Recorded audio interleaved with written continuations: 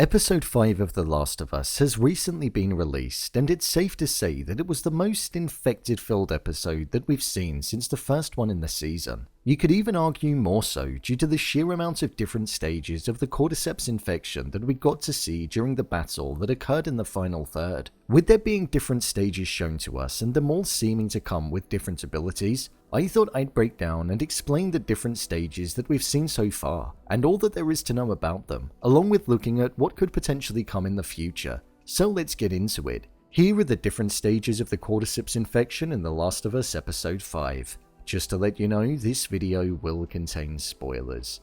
The Cordyceps infection is a fungal disease that has caused the world that we know it to no longer exist, and is the reason that it fell apart within The Last of Us, with it originating and spreading through the use of products such as flour and grains. Now, in Episode 5, 20 years later, the main way for it to spread is through being infected by another individual, when they bite a non-infected human. If the infected person survives and isn't taken out by another individual, then they evolve as time goes on, and the infection gets a stronger hold on the former person. The first of these stages causes the person to become a runner. Runners are the weakest stage of the infection, and an individual is deemed to be one between a few hours and a couple of days after being infected. This is one of the only stages where the infected individual still has the use of their vision, something that the victim eventually goes on to lose as the infection takes a stronger grasp on the person. However, their eyesight is slightly weaker to that of a normal human. So within the first episode of the show, we mainly saw runners being present when the infection broke out.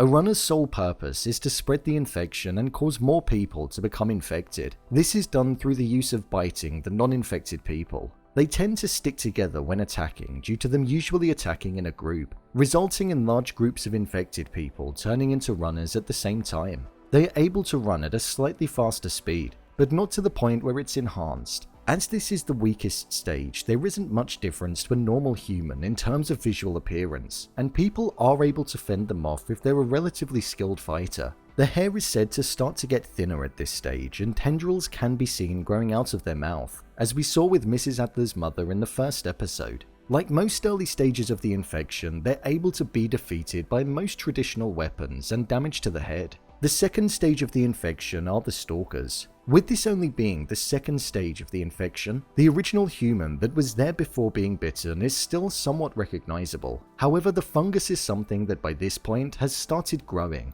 and would now become visible on their head and face. This is what eventually goes on to cause the infected to go blind. This stage is usually apparent from a couple of weeks to a month after originally being bitten, and it's known to last for around a year if the infected person isn't harmed by anybody or anything else. With the vision of the person still intact, they're able to see the victims that they want to infect, so they still pose a great threat through that sense, and are a group that you need to be on the lookout for. At this stage, with the fungus being something that starts to take over their vision, the ability to use echolocation is something that they start to utilize, but don't solely rely on. One main difference between the Stalkers and the Runners, which is the first stage, is that the Stalkers start to resemble the third stage slightly more. They communicate and move around with the use of the clicking noises that they make with their throat, and they're known to be extremely aggressive and act with great force. They are also seen to have the tendrils inside of their mouth as well. The next stage of the infected are called clickers. This third stage of the Cordyceps infection is where the infected individual stops resembling its human form almost entirely, as it's only left with the lower third of its face, just a mouth, teeth, and their chin.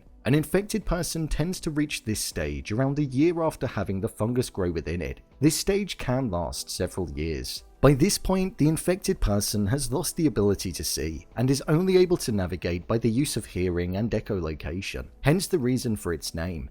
It spends most of its time making a croaking, clicking noise to which it's able to locate people and visualize the room in its own way. It loses its ability to see due to the fungal growth that has grown outside of its head and has taken over the top 2/3 of it. We saw clickers in episode 2 of the show, and also in the most recent episode, episode 5. just like the little girl. This stage of the infection is where the superhuman abilities start to come into play. They are able to move relatively fast and have a form of enhanced strength that it's able to use to its advantage when looking to locate and kill people. The main way that a clicker attacks is by waving its arms around in a fast-moving fashion and not stopping until it's disarmed its attacker and killed them in a horrific way. Normal weapons will take out a clicker, however the brain is the most optimum target in order to stop a clicker. The final stage of the infection that we've seen on the screen so far is the bloater. Bloaters are utterly petrifying, and they possess the ability to withstand the usual weapons that are used to take out the infected.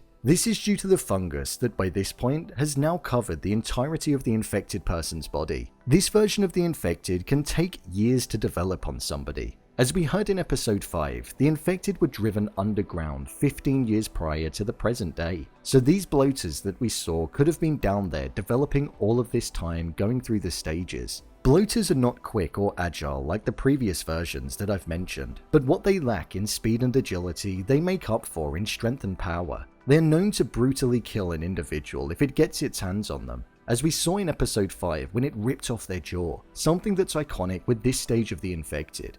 Like the clickers, they're completely blind due to the fungus taking over the entirety of their body, so this means that they use echolocation in order to navigate their surroundings and locate people. However, the sound that they emit is of a much deeper and lower pitch, adding to the larger, stronger statured appearance that they have. Due to the fungal growth taking over the entirety of their body, they've built a somewhat durability to traditional weapons, meaning that it's a lot harder to take one of them out. Fire is the bloater's main weakness, and by utilizing the fire, it renders the bloater more vulnerable to the weaker, more traditional weapons, so they're definitely a more complicated stage of the infection to be up against. Outside of this, there is another stage of the infection that we're yet to see on the screen, and if we do, I imagine we'll most likely see it in season 2 of the show, and this is the Rat King. The Rat King is the strongest stage of the infection and is known to be more powerful than a bloater, which prior to the Rat King was the most dangerous of them all. It's essentially made up of the different stages of the infection that have been morphed together due to the fungus that comes with the Cordyceps.